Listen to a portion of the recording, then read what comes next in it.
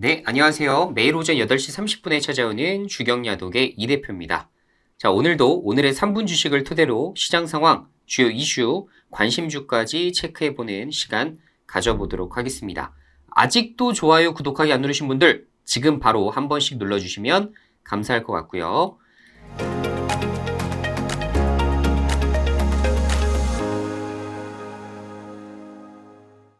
자, 미국 시장부터 간략하게 살펴보겠습니다. 다우 지수가 0.16% 상승, 나스닥 지수가 0.2% 하락했습니다. 자, 오늘 이제 CPI 발표가 본격적으로 나올 예정인데, 그러다 보니 눈치 보기 장세로 돌입한 모습입니다.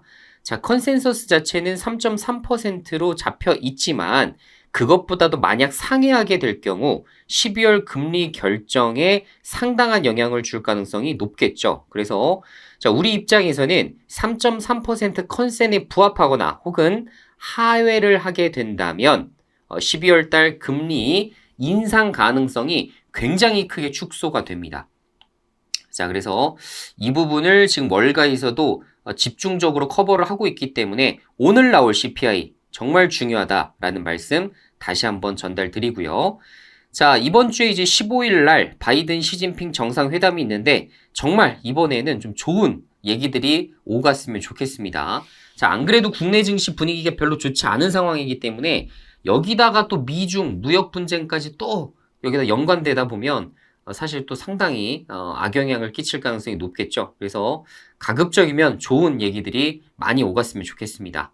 자, 그리고 17일 날 미국에 이제 셧다운 우려가 있는데, 자, 이 부분도 사실 큰 이슈라고 볼 수가 있겠죠. 지금까지 이제 셧다운 우려 얘기 나올 때마다 증시가 한 번씩은 급락이 나왔었고, 물론 굉장히 빠르게 회복을 했었습니다. 보통 1, 2주 눌리다가도 단번에 진짜 미증시가 한 번에 이제 급등이 나오기도 했었는데, 어쨌든 17일까지 계속 여야당의 또 얘기들이 또 오갈 수가 있기 때문에 그것도 이제 관심을 좀 두셔야 되는 이슈다. 이렇게 정리해 볼 수 있을 것 같고요.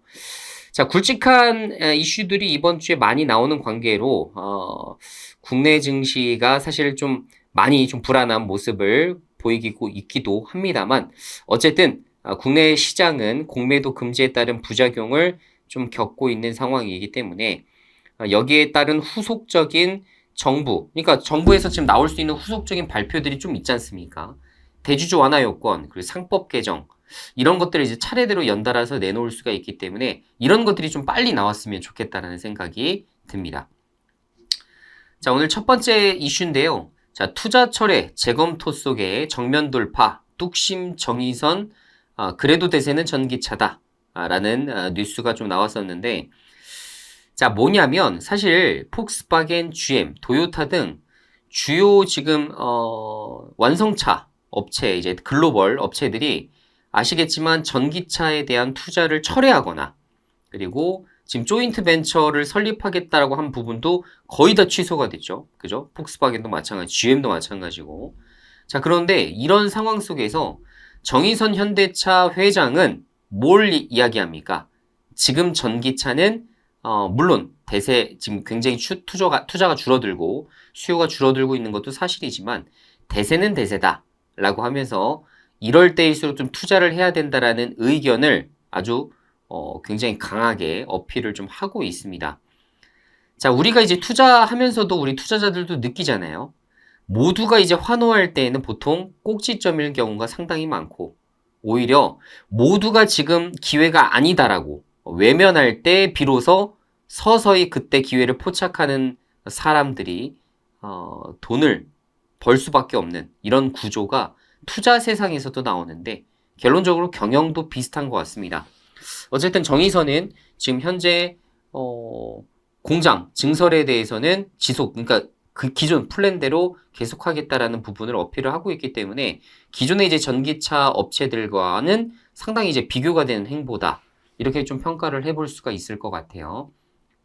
자, 결론적으로 전기차는 앞으로 이제 가격 경쟁력이 상당히 중요해지고 LFP 배터리 이런 부분도 배터리 업체들이 지속 연구 개발하고 있는 이유가 바로 이런 부분 때문이죠. 그래서 지금 현재 가격 경쟁, 출혈 경쟁을 할 수 없었던 기존 완성차 업체들이 전기차 투자를 좀 줄이면서 사실상 이제 테슬라 현대차 그리고 중국 업체들 이런 곳에서 앞으로도 성장성은 좀 나오지 않을까라는 생각이 듭니다.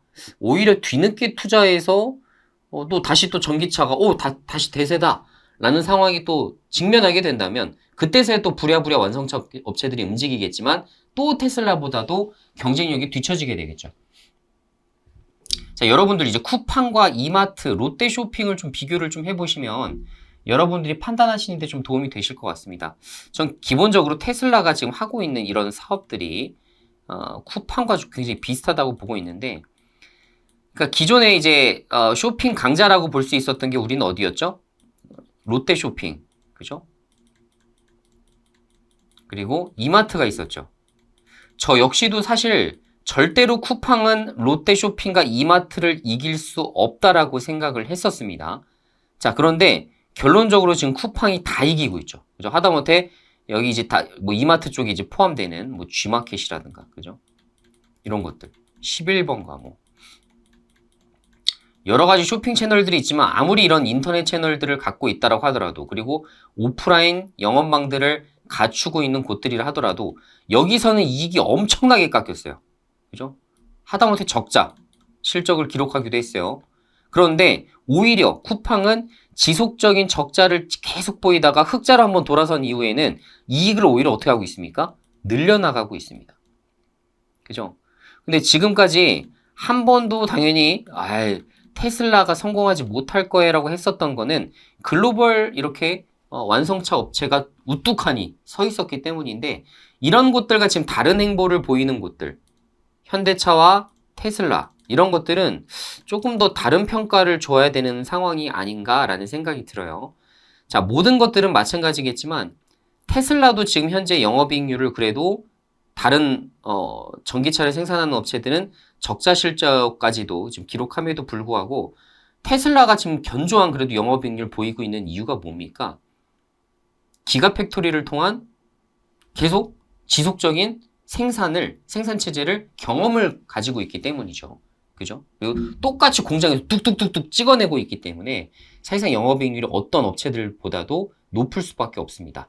앞으로 로봇과 AI 시대가 더 도래하면 도래할수록 테슬라와 같은 기업들이 더 성공할 수밖에 없는 상황인 것은 사실인 것 같아요. 물론 이제 고평가인 것도 분명히 있겠지만, 자, 그런 반면에 현대차 같은 경우는 그런 것들을 잘 또 따라가고 있긴 하지만 사실상 또 테슬라와 같은 고평가 종목은 또 아니죠. 그렇죠? 그리고 로봇에 대해서 그 어떤 업체들보다도 굉장한 투자를 진행을 하고 있다는 점도 전 상당히 긍정적이라고 봅니다. 그래서 나중에 5년 뒤, 10년 뒤를 돌아봤을 때 현대차는 지금과 같은 부분, 이런 결정이 상당히 기회를 맞이했었던 굉장히 중요한 결정이었구나 라는 거를 한번 알 수 있는 대목이 아닐까, 전 이렇게 또 추정을 좀 하고 있습니다. 참고하시기 바라겠고요.